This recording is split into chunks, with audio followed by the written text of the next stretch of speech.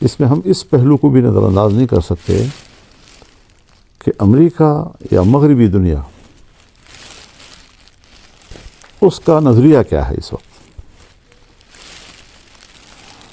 9/11 کے بعد مغربی دنیا اور امریکہ کی جو ذہنیت ہے اس کا تسلسل برقرار ہے کہ ان کو مذہب سے، اسلام سے، مذہبی شناخت سے، داڑھی پگڑی سے، مسجد اذان سے نفرت ہو گئی ہے۔ اب افغانستان میں جنگ کے ذریعے سے وہ ان کا خاتمہ نہیں کر سکتے تھے، ان کو افغانستان چھوڑنا پڑا، ناٹو کو بھی بھاگنا پڑا، امریکہ کو بھی بھاگنا پڑا۔ اب اس وقت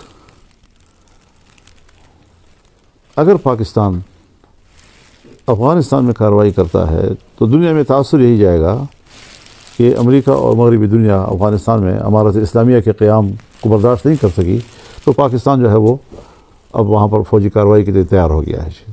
تو ضیاء الحق کے زمانے میں بھی ہم تیار ہو گئے تھے افغانستان میں، مشرف کے زمانے میں بھی ہم تیار ہو گئے تھے، تو اب ایک بار پھر ہم اس کے لیے تیار ہو رہے ہیں۔ بظاہر قوم کے سامنے ہم اور وجوہات رکھتے ہیں۔